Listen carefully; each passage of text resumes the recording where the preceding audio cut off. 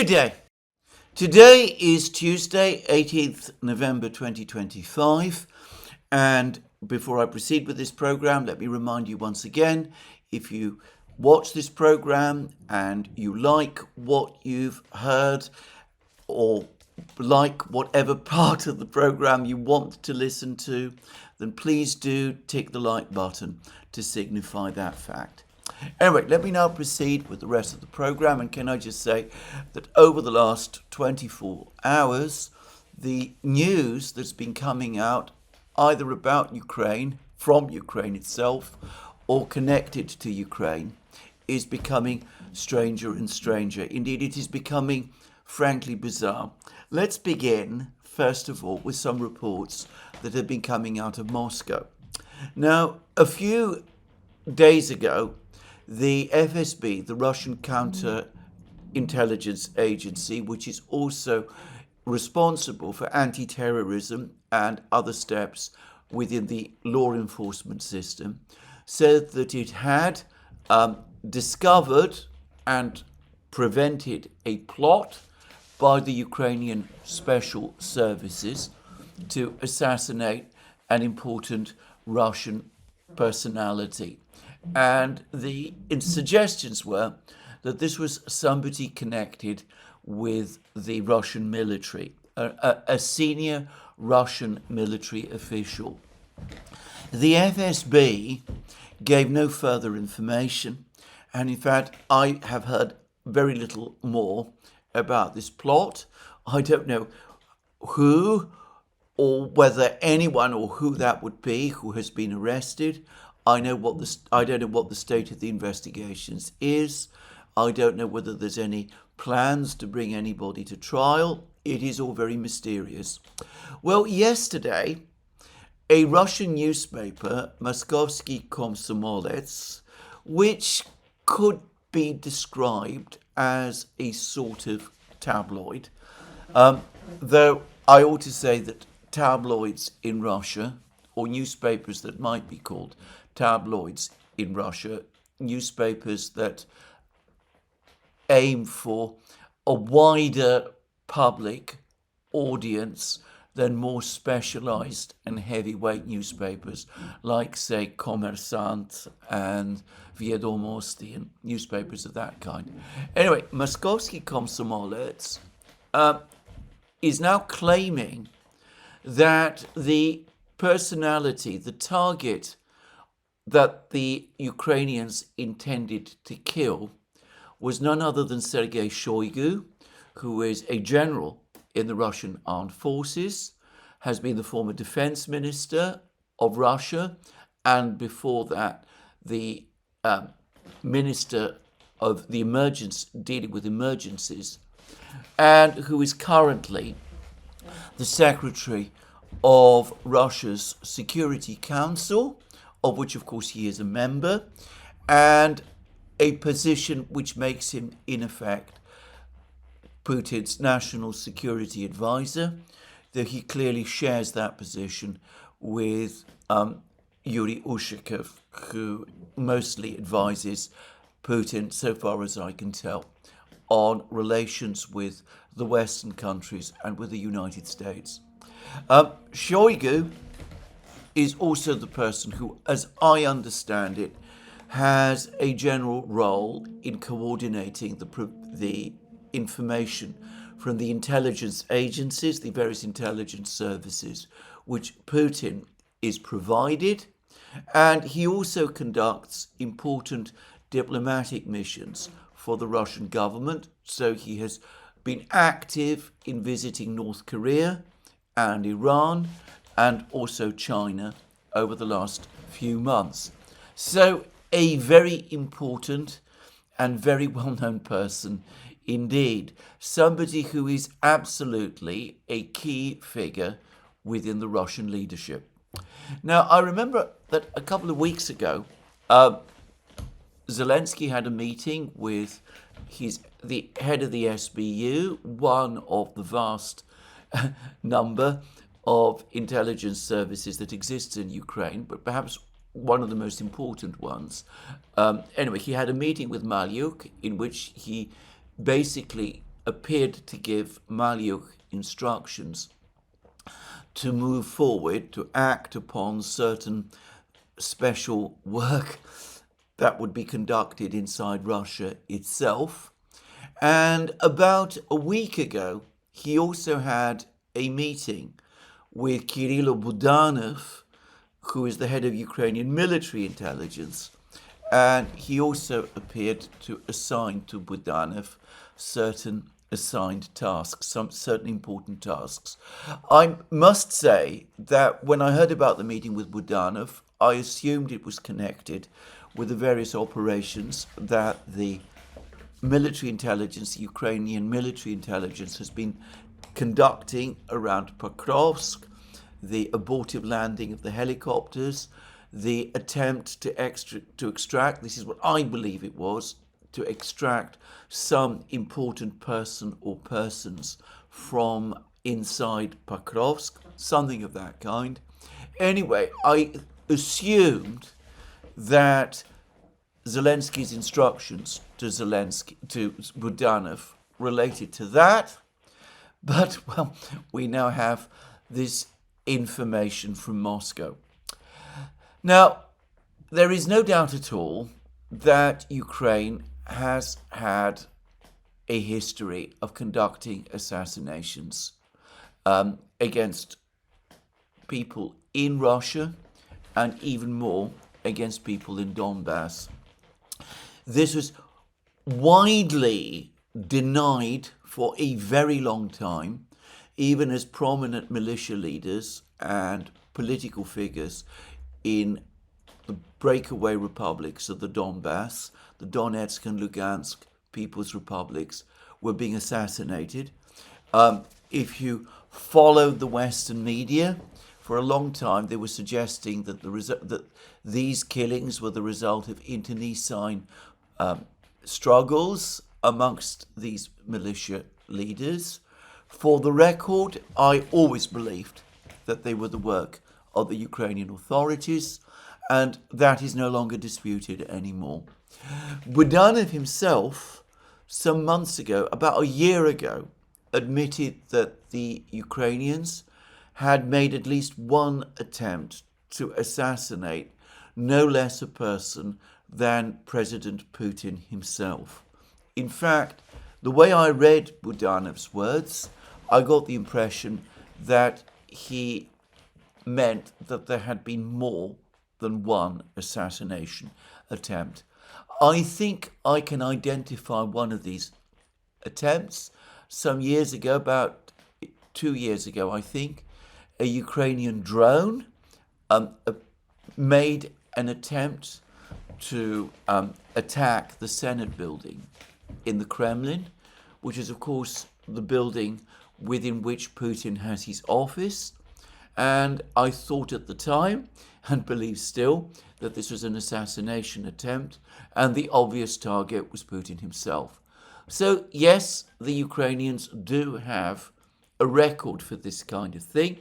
They have effectively admitted this. As I said, Budanov has admitted at least one attempted assassination attempt against Putin, and the media in the United States and the West now openly acknowledges that the Ukrainians have indeed conducted assassinations of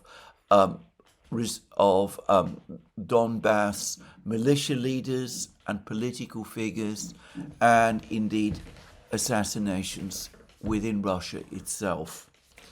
But anyway, this latest attack, if it really was planned by the Ukrainians, would mark a very significant escalation at this particular time. Now, is it true? The FSB have not provided us with much information about the plot they say they have uncovered. And, well, Moskovsky Komsomolets, I am not sure how reliable as a newspaper it actually is. Possibly, it's not inconceivable that it is being provided this information by the FSB itself.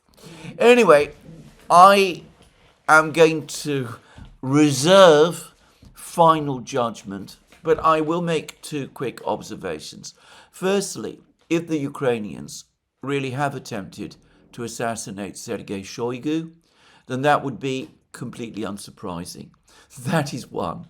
Secondly, if the Ukrainians were attempting to assassinate Sergey Shyigu, particularly at this time, this would be an extraordinary public escalation. It will be a further sign of how desperate Ukraine is becoming about the deteriorating situation on the battlefronts, in the economy, within Ukrainian society.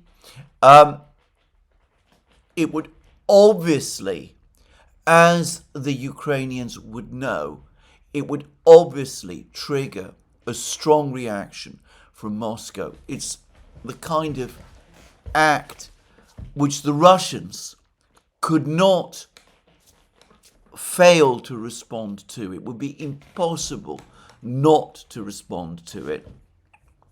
And, well, I've already discussed how there is now clear evidence that the Russians are themselves taking a more active role in what might be called the dirty war.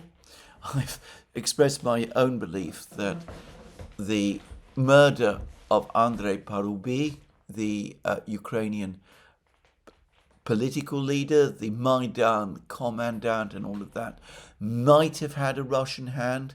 This has been disputed by some, though the Ukrainian authorities continue to insist on it.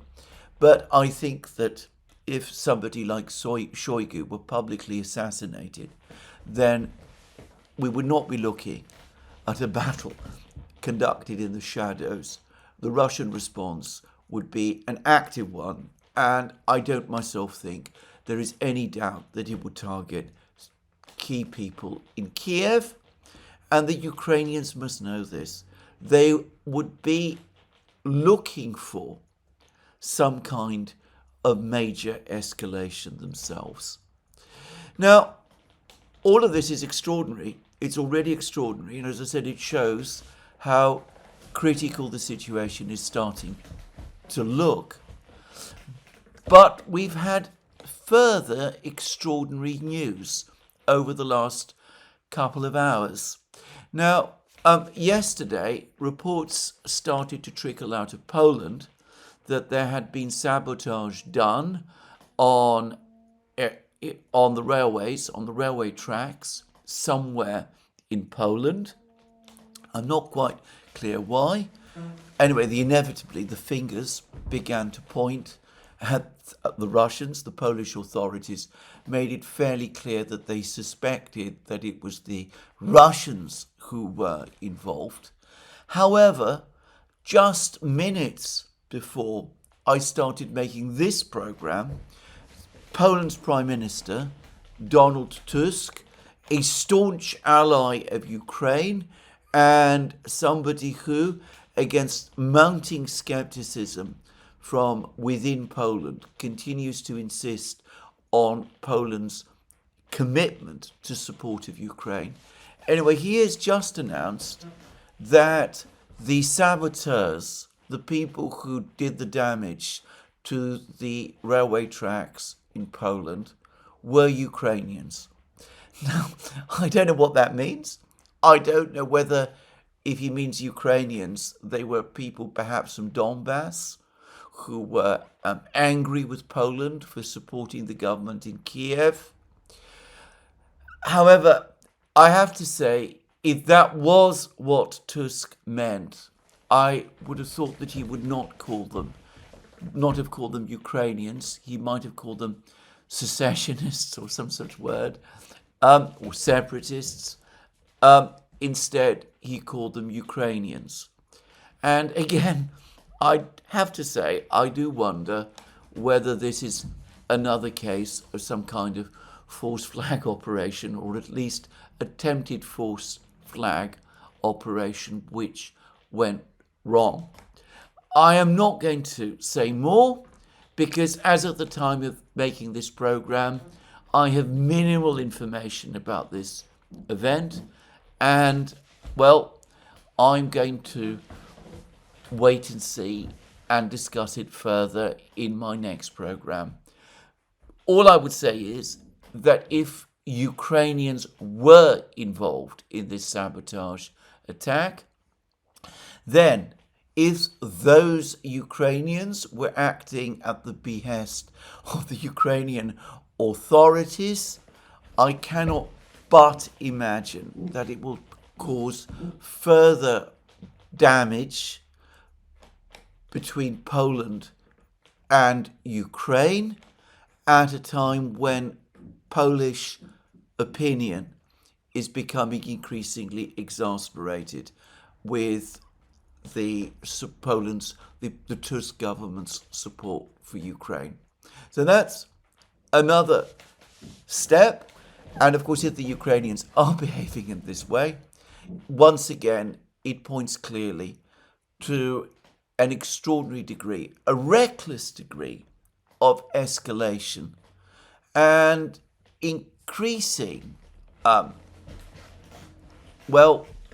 irresponsibility is the word I'm going to use, that you could use a much stronger one, on behalf of the leadership in Kiev, an increasing sense that they feel that the situation is spiraling out of their control and that they need to escalate the situation in some way, presumably to try to get the Western powers more deeply involved in the conflict in Ukraine. Well, these are two very strange incidents, and I touched on them because they're clearly important. But to repeat again, I don't have full information about either. The next incident is even more bizarre. Now, over the last couple of days, we've been hearing reports coming out of Kiev that contradicting what the Ukrainian Deputy Foreign Minister said in an interview which he gave to the Times of London, that all talks between Ukraine and Russia had been suspended until the end of the year. Anyway, we got reports that the Ukrainians, that Zelensky, that the Ukrainian authorities were reaching out to the Russians in order to try to negotiate a new prisoner of war exchange and perhaps to get the talks between Ukraine and Russia going again. And all of these reports appeared in conjunction with the hurried trip to Turkey, to Istanbul, of the former Ukrainian Defense Minister, Rustem Umerov. He's currently the Secretary of Ukraine's National Defense and Security Council. Anyway, he was supposed to be going to Turkey in order to get these talks restarted. That was what was being said in Kiev.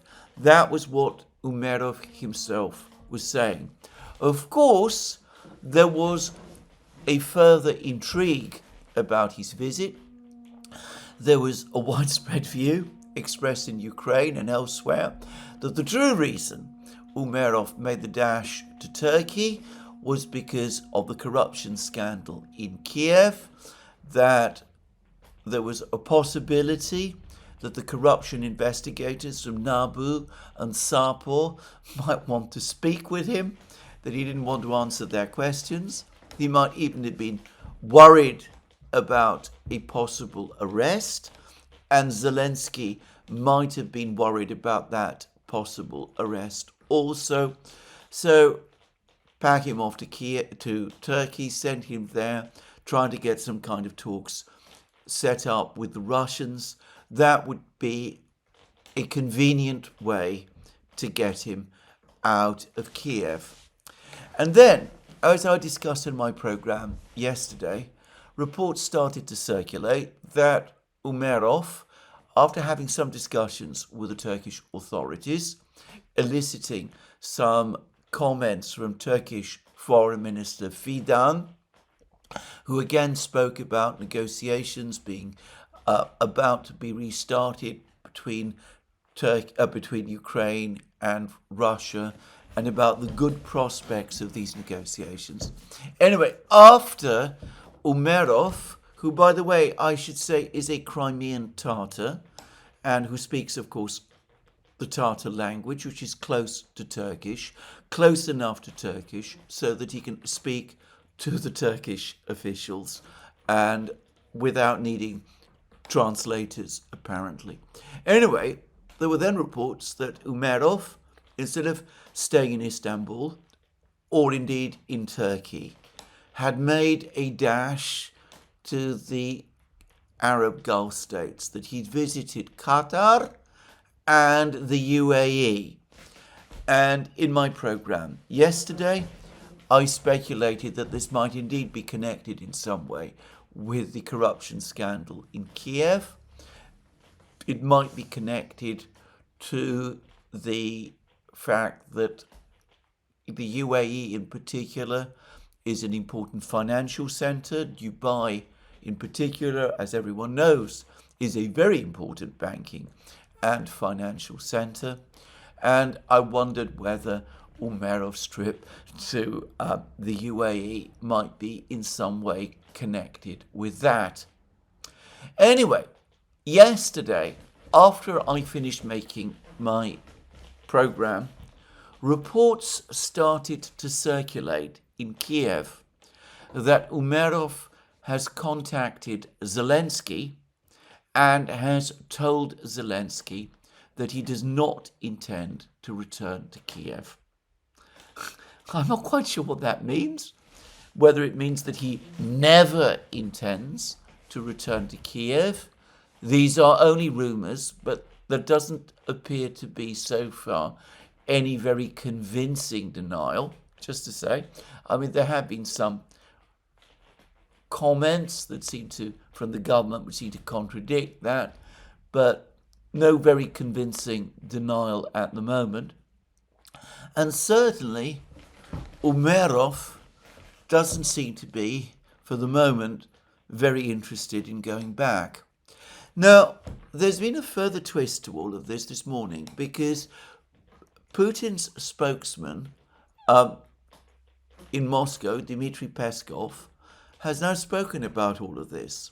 And he said that the Russians have received no contacts from Ukraine seeking or requesting a resumption of the negotiations in Istanbul. The Russians know about Umerov's trip to Turkey. They've seen the reports. They know about Umerov's contacts with Fidan and with other Turkish officials. The Russians have also heard rumors that Steve Witkoff, President Trump's envoy, might be coming to Turkey as well. But up to now, no one has contacted them to tell them anything about any of this. They know nothing about it. They know nothing about Umerov, prisoner of war exchanges, resumptions of diplomatic contacts, or anything like that. Nor have the Ukrainians made clear to the Russians what a resumption of diplomatic contacts at this time of negotiations of talks in Istanbul would actually involve. Though Peskov, as far as I know, didn't mention the fact the last time the Ukrainians and the Russians met in Istanbul, the Russians produced a set of proposals, one of which was for the upgrading of the two delegations, for more senior people to be appointed to head them, and for the setting up of 3 working parties to discuss the various areas of dispute in the conflict. The Russians say that they have been waiting for Ukraine's response to that proposal, but it has never come. That interview, which the Ukrainian Deputy Foreign Minister gave a week ago to the London Times, spoke dismissively of this Russian suggestion, said that the Russians weren't interested in discussing the substantive topic, which for the Ukrainians was an immediate ceasefire on the existing conflict lines, something which in reality, of course, the Russians have always rejected. They were coming up with these trivial ideas about working parties instead. Anyway, that comment by Ukraine's deputy foreign minister suggests that the Ukrainians have still not given any thought, or had still not given any thought as of the time of that interview, to the Russian proposal for the setting up of the three working parties. And nothing I have heard about Umeov's trip to Istanbul suggests that even now the Ukrainians have anything like that in mind. So the Russians are basically saying that they're actually baffled by all of this. They don't know what it is exactly that the Ukrainians and perhaps the Americans have in mind. If the Turks and the Americans want to explain it, or if the Ukrainians do, they're welcome. Russia is always willing to discuss prisoner of war exchanges and, of course, the resumption of the talks. But so far, they've heard nothing substantive, nothing concrete, and they are completely unclear about what Zelensky's current negotiating strategy or proposals is or are. So anyway, that's from the Russians. It's increasingly looking to me as if Umerov's disappearance, which is not perhaps quite a defection, but perhaps it's starting to look a little bit like a desertion from his post, which is an important one, as Secretary of Ukraine's National Defense and Security Council. Anyway, as if Umerov has basically fled Ukraine, and that all pretense that he is trying to restart negotiations, that pretense is being abandoned, and that the cover story has gone. Now, almost certainly, this is connected to the corruption scandal. But again, it cannot but help reinforce the sense that things in Kiev are beginning to fall apart. Now, there is one last dimension to this story. Yesterday, I spoke about President Zelensky going off and visiting various European capitals on a road trip. I said that he'd concluded fictitious agreements in Greece and France, and we've had now the details, more of the details about those agreements, which again, to reiterate, I consider to be completely fictitious.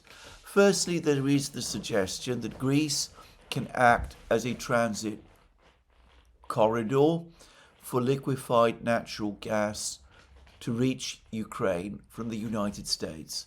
Certainly, an agreement to that effect was signed, and well, it's discussed, and I believe it was signed. Certainly, Ukraine is desperately short of gas in light of the Russian attacks. There was an article about it in the Financial Times, which gave it the impression that it was all very impressive and very substantive. But realistically, none of this is going to make any difference to Ukraine's energy and economic situation at this point in the war. Certainly, it cannot resolve Ukraine's energy crisis over the course of this winter. But the trip to France has acquired a surreal quality all of its own. Because over the course of it, Zelensky signed off on an agreement with Macron for Ukraine, a bankrupt country, currently spending twice as much as what it manages to collect in taxes, a country with a debt to GDP ratio of over 100%, a country which is struggling to raise funds in the West, and a country which is struggling to get its creditors to roll over debt.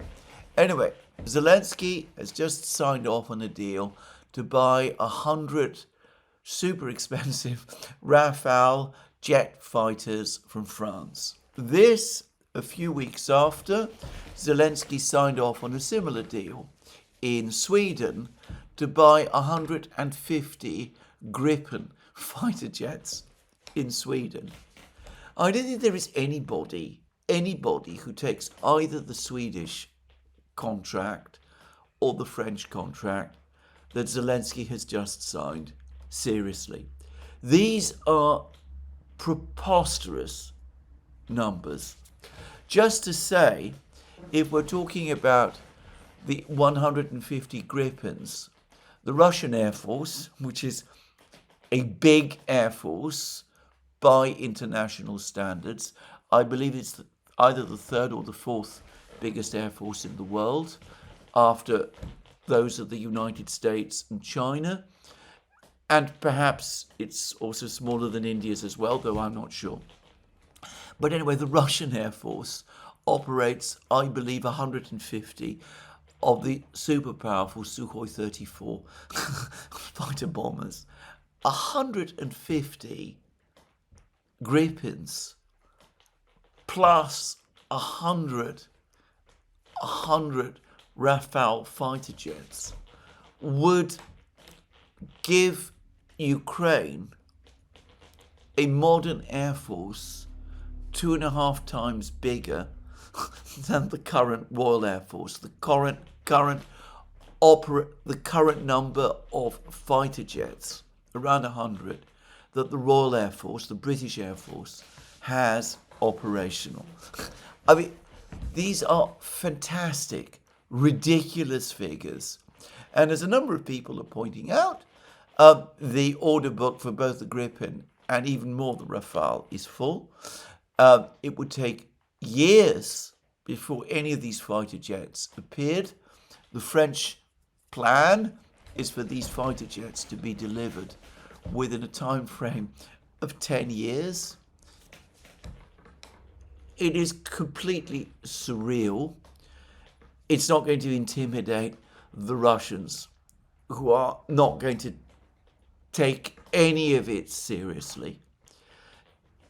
It again shows how completely out of touch with reality Zelensky and his officials are. Now, that is not to say that there isn't some purpose to these contracts. What it means is that Zelensky can go to Sweden and now to France and can give reasons for people back in Kiev, in Ukraine, as to why he is visiting these countries. He can say that he's going there because after the war, he's going to build up Ukraine's air force to this mighty level. I doubt that many people in Ukraine are convinced, but at least it gives Zelensky a convenient excuse, as I said, to visit Stockholm and Paris at this time. It also provides Ukraine with a further public commitment of support from the governments of Sweden and France, even if both of these governments must deep down know how fantastic this contract is. And lastly, it is extremely provocative towards the Russians. The Russians have made it a central point in the negotiations to settle the conflict in the conflict that Ukraine reduce very significantly the scale of its armed forces. And here we have Zelensky signing deals that obviously completely cut across that. But even if you can provide that kind of rationale, the sheer scale of these deals makes them so absurd that they undermine every one of the pretexts that I've just outlined. If Zelensky had gone to Sweden and signed a deal for 24 Gripens and had gone to France and signed a deal for, say, 24 Rafales, well, it would probably still have been unrealistic. In fact, it would have definitely been unrealistic. But it would at least have had about it some element of plausibility. 48 fighter jets, very advanced fighter jets, is a credible number for a country the size of Ukraine. 250 fighter jets is so grandiose, so grotesquely fantastic, that nobody can take it seriously or quite believe it. To reiterate again, all that it does is demonstrate further how completely out of touch with reality Zelensky and his officials have become, though sadly it also shows the extraordinary extent to which Western governments, in this case the Swedish and the French governments, are prepared to continue to indulge these fantasies. Anyway, after leaving France, what does Zelensky do? Does he go to Britain, which is at least a nuclear power and a strong ally and friend, and where the tottering government of Keir Starmer is also fervently loyal to Ukraine? Does he go to Germany to meet Friedrich Merz? Does he go to Brussels to meet Ursula von der Leyen? No, Zelensky goes to Spain. Why exactly at this time is he going to Spain? Is there anything that Spain can contribute to the war, to Ukraine's struggle against Russia? I would say not. Spain does have a military, but Prime Minister Sanchez has defied Donald Trump's pressure to increase defense spending. Spain does have a military-industrial complex, and it does indeed produce some important weapon systems, but nothing like on the scale of what France does, or indeed on what Sweden does. Certainly, Spain cannot provide Ukraine with fighter jets or air defense missiles or tanks, because as far as I know, Spain doesn't make them, at least not the kind of weapon systems that Ukraine needs at this time. If it does produce them, it will be in minimal quantities, and given that Spain's defense spending is low, it's doubtful that the Spanish are in much of a position to provide Ukraine with weapons from their own arsenal. And of course, there's the further factor that in Spain itself, there is a certain segment of the population which is more critical of support for Ukraine. So what exactly is Zelensky doing there? Well, there can be all kinds of views. Maybe, again, he's got other people he wants to meet in Spain. Spain is a place where all sorts of interesting people from Ukraine, and indeed Russia also, by the way, go to retire. Very interesting people in some cases. There was an assassination a few months ago of one particular person who was living in Spain, as I remember, and had gone to live there from Ukraine. So that might be a reason for going. It might be a reason if Zelensky himself might perhaps one day be thinking of retiring there as well. Spain, by the way, also has an interesting financial system about which I'm not going to say any more, but it could conceivably be that Zelensky is interested in finding out about that. Though how all that would fit in with an official trip to meet Prime Minister Sanchez, I still can't figure out. Anyway, the impression, again, is of a road trip going from one country to another, which is increasingly losing reality, all sense of reality and purpose. It is increasingly as if Zelensky doesn't want to be in Kiev. Well, that's been true very often, and doesn't want to make the key and necessary decisions that are there, and perhaps wants to stay away and has compelling reasons to want to stay away. Anyway, there it is. Very strange things going on over the last couple of days. No clear explanations as to some of them.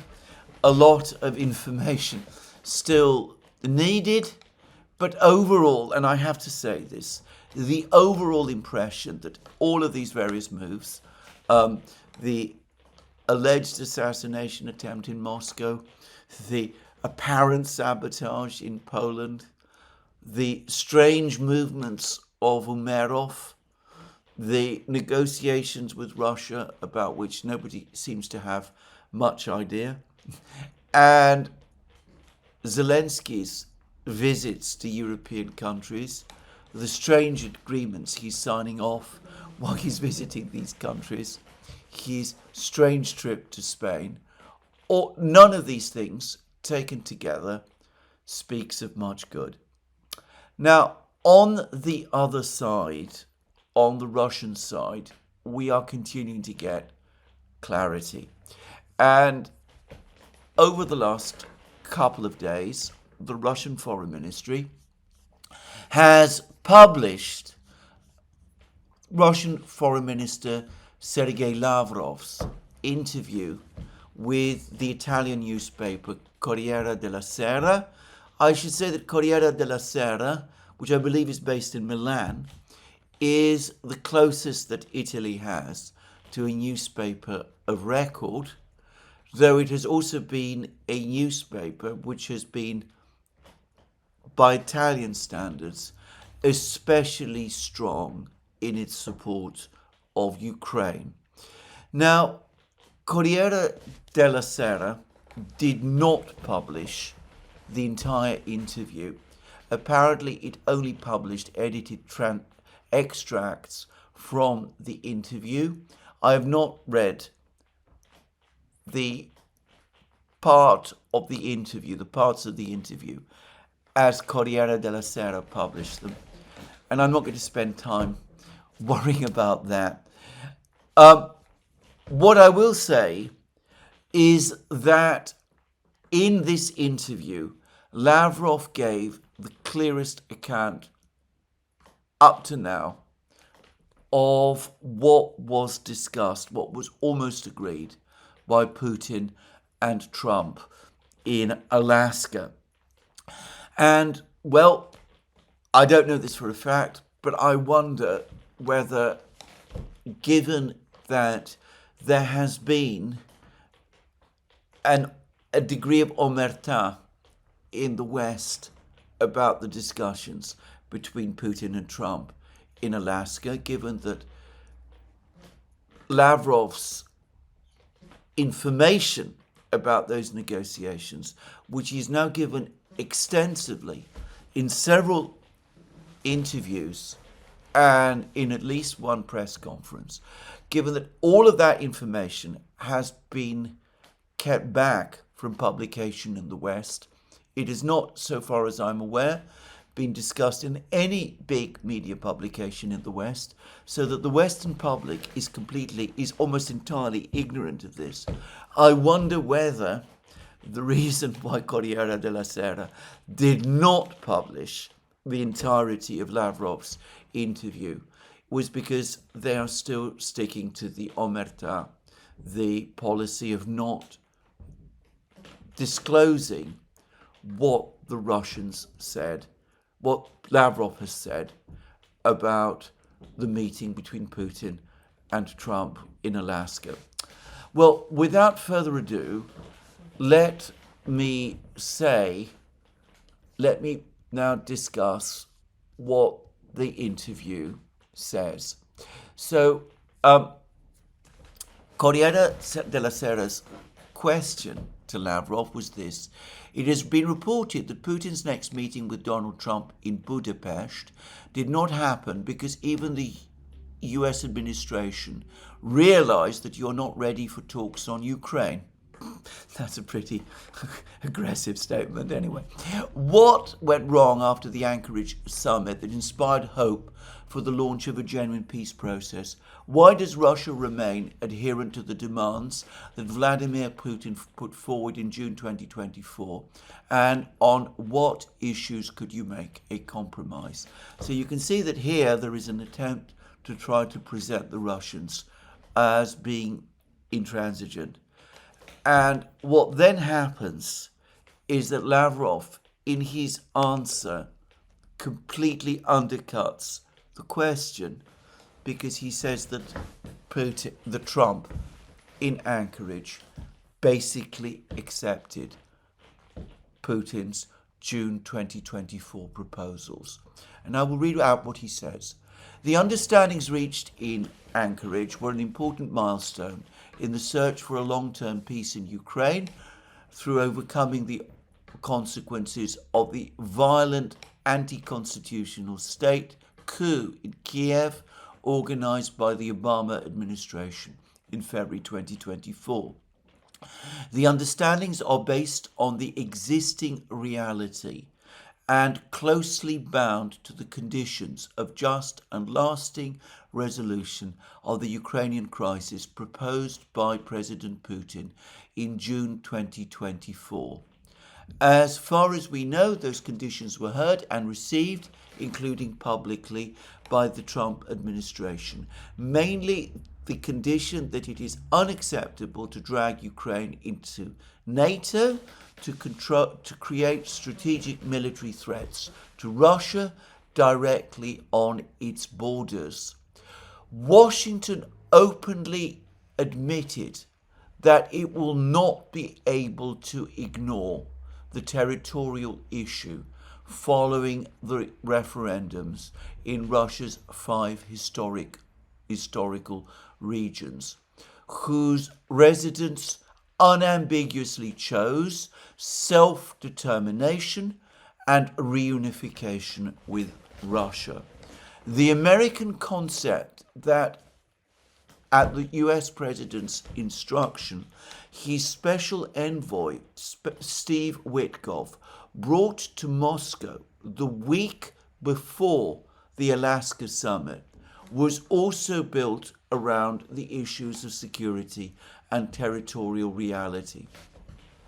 President Putin told President Trump in Anchorage that we agreed to use this concept as a basis while proposing a specific step that opens a way for its practical application. The US leader said he should consult with his allies. However, after meeting with his allies in Washington the next day, wasn't actually the next day, it was a week after, I don't know why Lavrov repeatedly gets that wrong, we did not receive a reaction to our positive response to the proposals that Witkoff delivered to Moscow before Alaska. No reaction was communicated during my meeting with Secretary of State Rubio in September in New York, when I reminded him that we were still expecting it.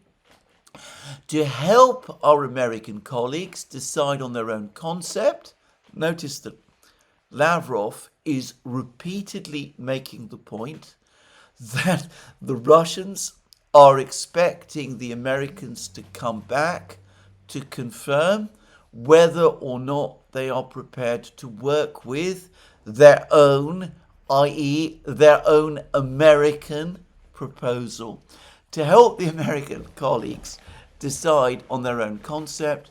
We've set forth the Alaska understandings in a memo and delivered it to Washington. Several days later, at Trump's request, there's been a vast amount of discussion about who initiated the telephone conversation. The last telephone conversation between Putin and Trump. The story has gone round many times that it was Putin. Lavrov is now saying that it was Trump.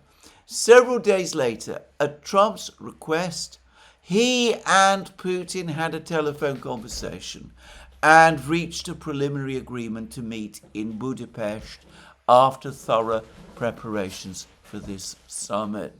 Now, again, we've discussed this many times on the Duran. There's been much discussion about who initiated the telephone call that took place immediately prior to Zelensky's trip to Washington, at a time when the debate was raging about the Tomahawk missile deployments in Ukraine. The word that was circulating in the media, especially in the West, was that it was the Russians, and the story was put out that the Russians initiated the talks because they were frightened about the Tomahawk deployments. Lavrov has now said, and I'll be interested to see whether anybody contradicts him, Lavrov has now said that on the contrary, it was the Americans, Trump, who initiated the call, who asked for the call, and it was Trump who, as Putin has already said, over the course of the call, suggested a meeting, a follow-up meeting in Budapest. And the Russians, according to Lavrov, agreed that there should be thorough preparations for this summit. There was no doubt that they would discuss there was no doubt that over the course of the summit they would discuss the understandings in Anchorage. After a few days, I spoke with Marco Rubio over the phone. Washington described the conversation as constructive. It was indeed constructive and useful, and announced that after that telephone conversation, an in-person meeting between myself and Rubio to prepare for the top-level meeting was unnecessary. Who and how submitted covert reports to the US leader, after which he either postponed or cancelled the Budapest summit, I do not know. But I have described the general timeline strictly based on the facts for which I am responsible. So that is what happened, according to Lavrov. Lavrov's description of events has never been contradicted. So what Lavrov is saying is that Putin and Trump, at their meeting in Anchorage, agreed that there should be a final settlement of the conflict on the basis of Istanbul Plus, on the basis of what Putin and proposed to the Russian Foreign Ministry on the 14th of June 2024. And as far as I can tell, it was the entirety of the package. Trump told Putin that he accepted the entire Istanbul package. According to Lavrov, Trump told Putin, the Americans told Putin, that they understood and accepted the military realities. Washington also openly admitted that it would not be able to ignore the territorial issue, and that they accepted that in light of the referendums that have taken place in the four regions and in Crimea, the people of the four regions had chosen reunification with Russia, and that the entirety of the four regions, including Zaporozhye and Kherson region, would be transferred in their entirety to Russia. The only question was how this agreement, the American acceptance of Istanbul Plus, was to be implemented. And here, apparently, Witkoff made proposals that originated with Trump, a proposal that the Ukrainians pull out of Donbass, and that the Russians temporarily stop in Zaporozhye and Kherson regions.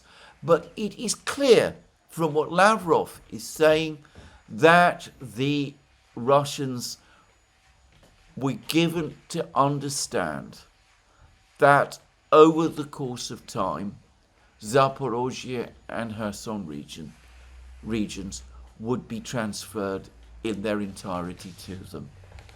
And then what happened was that Trump left Anchorage.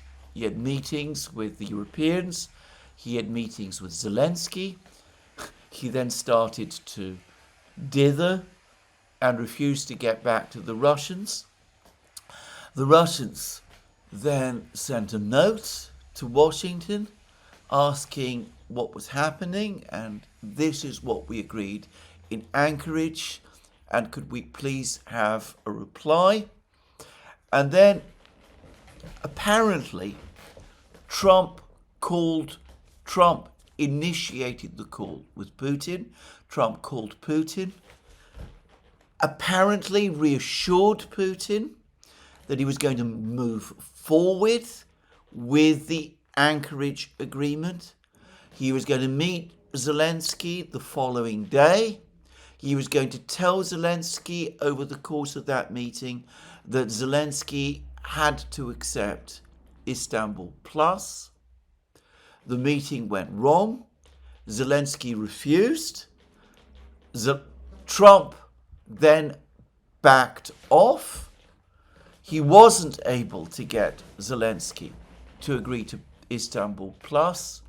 He instead went over once more to the side of Zelensky, and Kellogg agreed with them that the conflict needed to be frozen on the existing conflict lines. And since he could not face meeting Putin empty-handed, he called Budapest off. That is the real story. Now, I'm going to say a few things here. The first is that, in my opinion, it was always a big ask, massively over-ambitious on the part of the Russians to expect that Donald Trump would be able to deliver Istanbul Plus. Had Trump come out publicly after Anchorage and said that he agreed to Putin's 14th of June 2024 proposals, the Europeans would have publicly denounced him, so would Zelensky, but more importantly, so would pretty much the entire political class in the United States, except Trump's own staunch MAGA supporters, of whom it must be said there is now a significant minority in Congress. But Trump would never have been able to pull this one off. In some respects, it is unsurprising that after Anchorage he backtracked.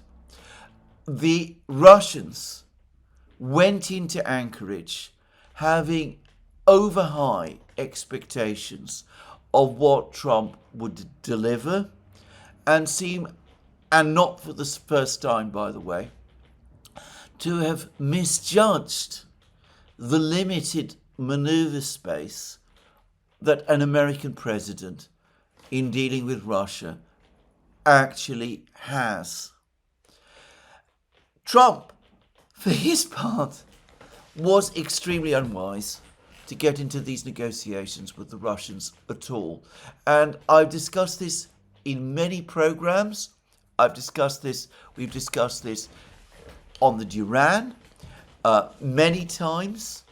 We've often said on the Duran that given the completely irreconcilable nature of Russia's core positions and of the demands that the Europeans, the Ukrainians, Zelensky and his government, and the neocons in Washington, who continue to have a lock grip on the political process there, it was hugely unwise for Trump to try to get into the business of negotiating a deal in Ukraine at all. Inevitably, he was going to be faced by the irreconcilable positions of the two parties, and, well, sooner or later, it was inevitable that the whole process would become horribly unstuck. In The American Conservative, you can find the transcript of an exceptional lecture that Professor Mearsheimer has given to the European Parliament, in which he basically sets that fact out. In that lecture, Mearsheimer explains that given the extent to which the American, European and Ukrainian position in Ukraine is completely irreconcilable with the Russian one, any attempt to negotiate a compromise by this point in the conflict is now certain to fail, and that all but means that the only outcome that can be achieved must be through military means, which in effect means through a Russian military victory. There is no other possible outcome to the war. Deeply bleak though that fact is. Now, that is clear today.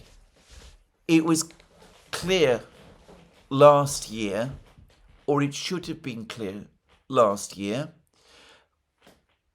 That was why we on the Duran, Alex Christoforou and I, back in August 2024, well before the November 2024 election, said that Trump's best course with respect to the conflict in Ukraine was not to get trapped into a negotiating process, which we predicted would go nowhere, but to walk away, to say simply and straightforwardly, this is Biden's war, and he, Trump, on behalf of the United States, was washing his hands of it.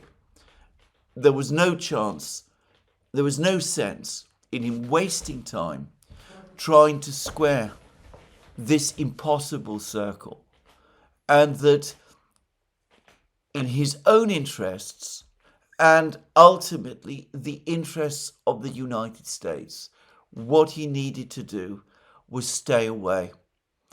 Well, I don't know whether that advice ever reached Trump, but he disregarded it. He seems to have thought that he could find a compromise. He ran for many months with Kellogg's plan. In Anchorage, he went fully the other way. He accepted wholesale Istanbul Plus. The Russians were certain to reject Kellogg's plan. And the Ukrainians and the Europeans and the neocons of the United States, including the neocons in Congress, were certain to reject Istanbul Plus. What is now happening is that both are going to blame Donald Trump. The Russians are furious with Trump because of the way he strung them along and because of the way in which they lost 10 months of time in negotiations. I've discussed this in previous programs. And the neocons, the Europeans, the Ukrainians don't trust Trump and have already set him up as the person they're going to blame when the war is lost. So there it is. We now have the whole story. We now know everything, apart from perhaps a few incidental details. But we have the full picture of what happened in the negotiations last year. One could argue that a great opportunity was missed. I think that in the perfect world, one certainly can say that. I don't think myself that Istanbul Plus is a bad deal for Ukraine. On the contrary, I would say that at this time, or certainly in August, it was a very good deal for Ukraine. It preserved Ukrainian statehood. It avoided further disaster. It would have allowed a Ukraine in some form to survive. But realistically, the Ukrainians were never going to accept it, nor would the Europeans, nor would the neocons. And perhaps there's little point in wasting too much time speculating on hypotheticals which might never have been realized in reality. If you want a parallel, a historical parallel, I've made many comments about how this conflict in Ukraine bears some resemblance, certain interesting resemblances to the American Civil War, where you could compare Anchorage with the Hampton Roads Conference, which the Union government held with representatives of the Confederate government in early 1865, when, as we now know, the Union representatives were prepared to make certain concessions on the edges, but not the key concession for Confederate independence, which is what the Confederates absolutely insisted upon, with the result that the entire negotiation collapsed, leading a few months later to the collapse of the Confederacy. It seems to me that, again, something very similar happened in Anchorage. The Russians made certain concessions in terms of possible ceasefires in Kherson and Zaporozhye, but they were not prepared and were not able, actually, to concede on their core demands, and that ultimately guaranteed the failure of this process as well. Anyway, there it is. We now have the whole story, and it's important that we do, because from this moment on, it seems to me that we're going to see further moves towards the final outcome of the war.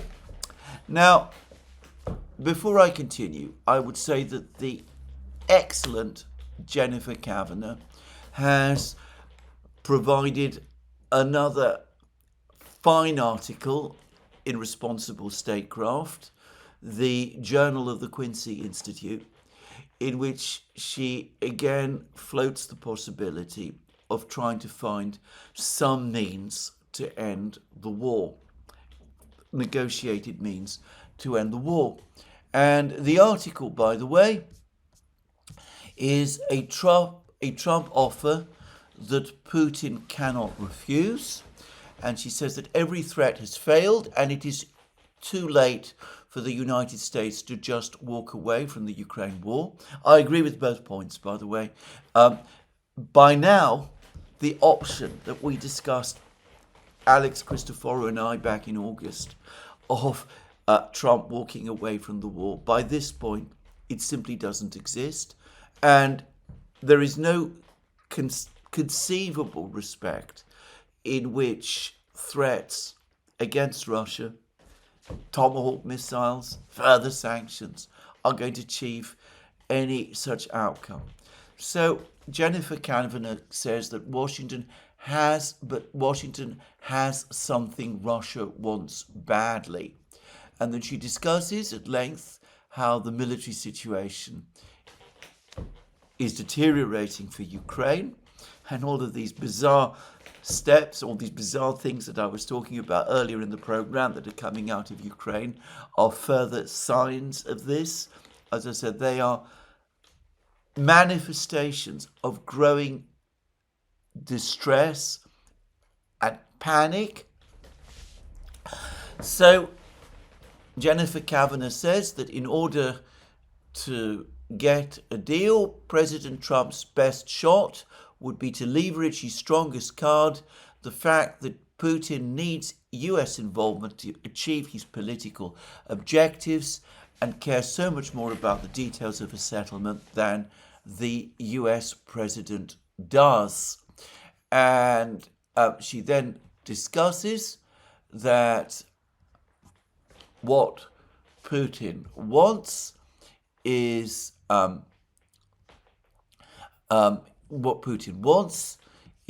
some resolution that would satisfy his political and economic objectives, and that this is something that the Russians have outlined many times, and it is something that it is within the power, only within the power of the United States itself to achieve. And Putin has set out what those objectives are in many places.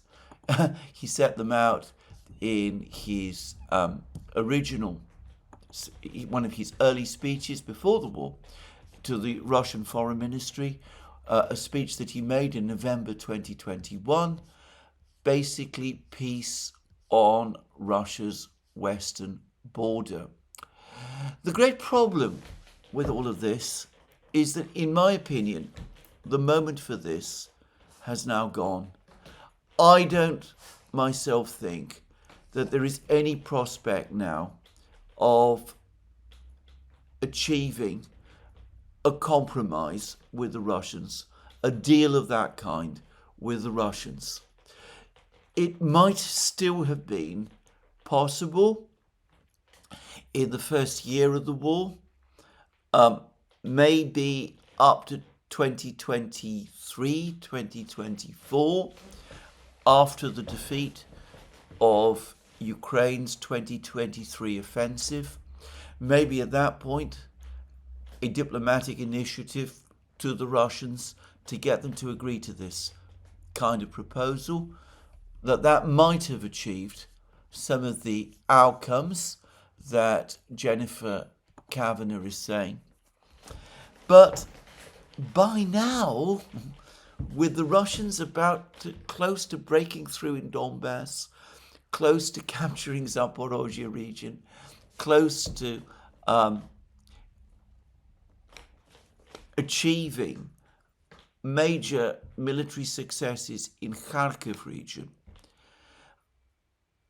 what real prospect is it that the Russians are going to be in any concessive mood? And she accepts that Washington should make clear that after some expiration time, it would still help mediate a limited settlement between the two combatants, but big political or economic bargains would no longer be on the table, and the chance for a comprehensive revision to Europe's future security architecture would be past. But what realistic prospect is there now that the United States, that this administration would be prepared to go that far as to negotiate a deal around Europe's entire security architecture? Back in 2021, the Russians made a serious attempt at achieving it. By now, I think that prospect has finally closed. And after what happened in Anchorage, I am sure that most people in Moscow also think that. So anyway, there it is.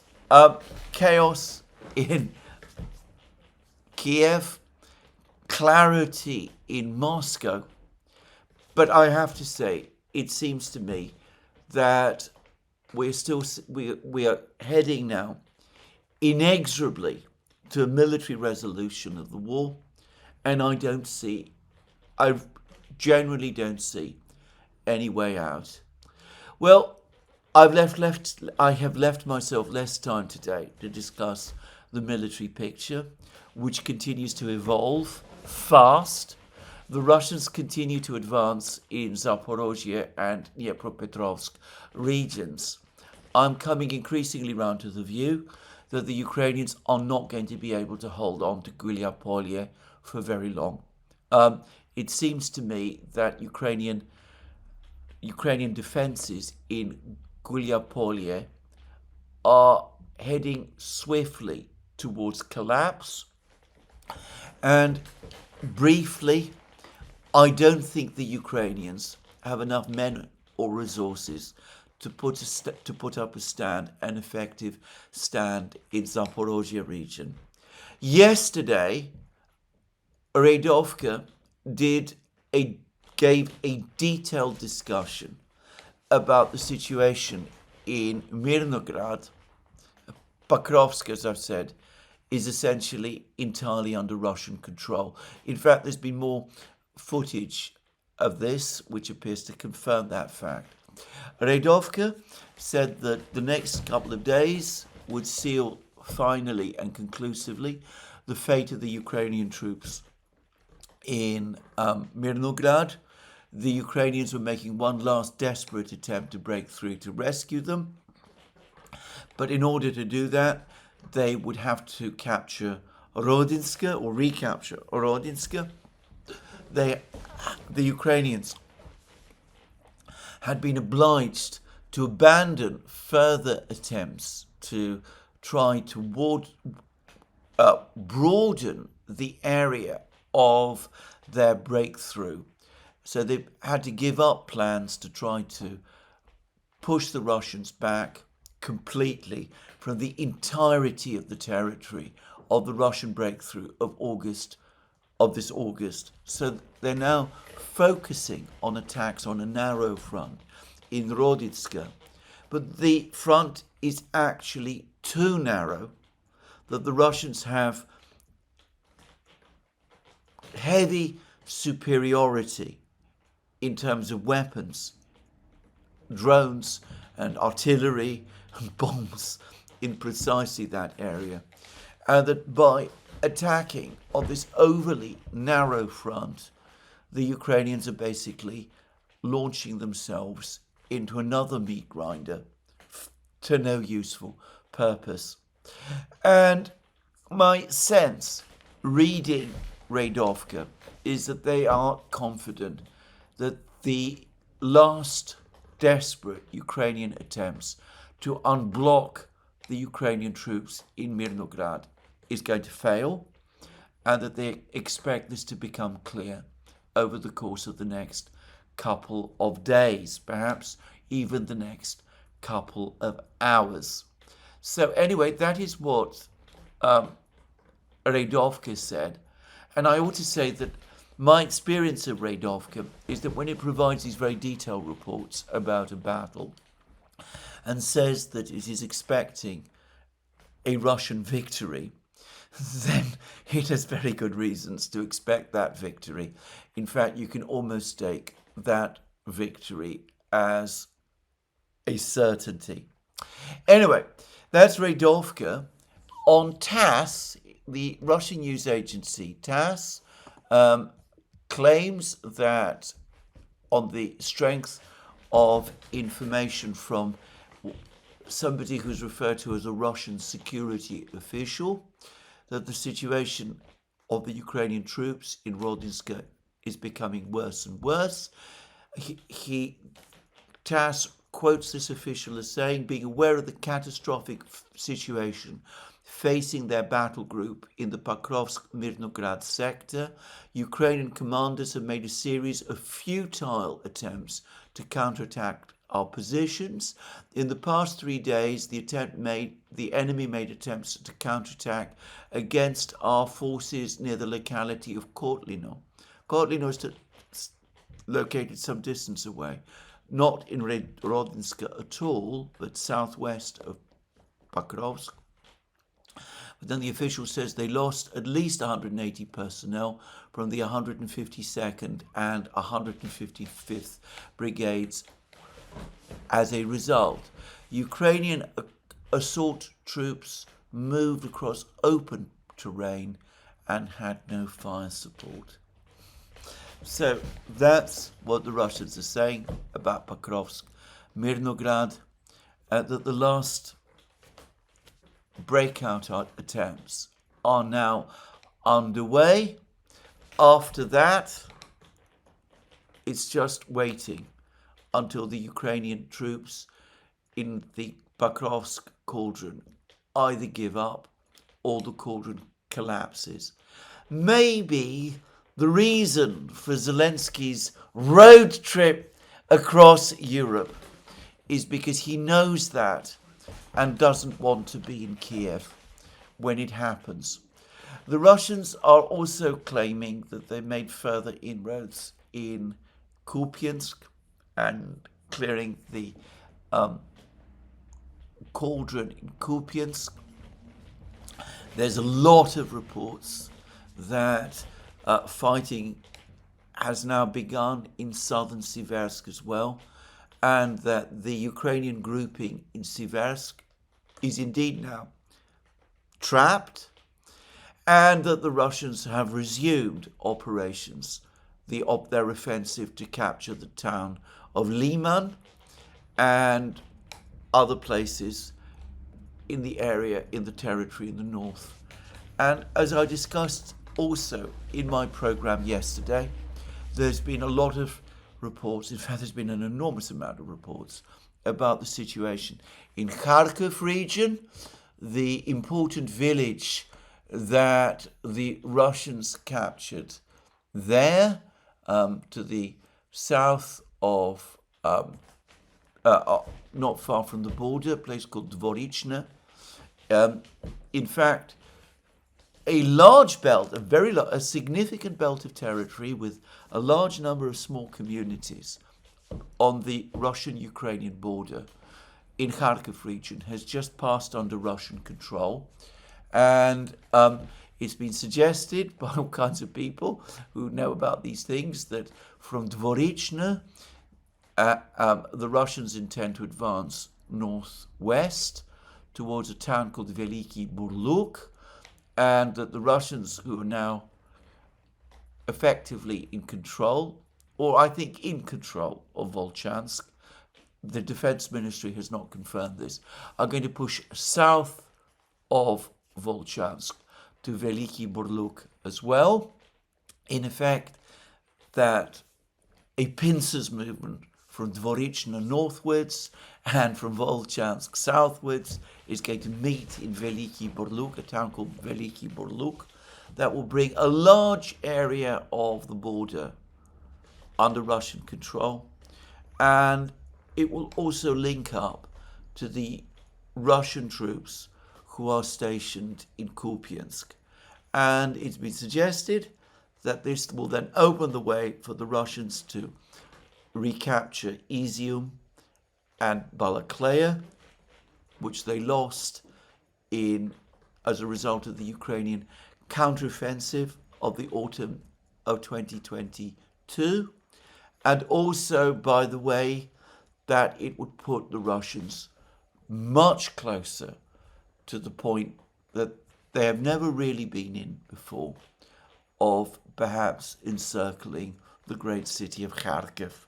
That would be a very complex operation indeed.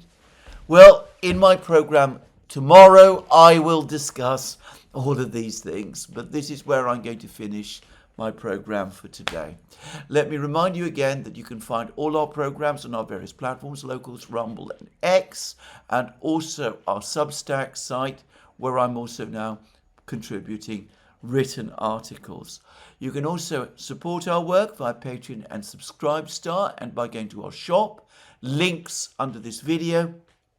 Last but not least, if you've lost this video, please remember to tick the like button and to check your subscription to this channel. That's me for today. More from me soon. Have a very good day.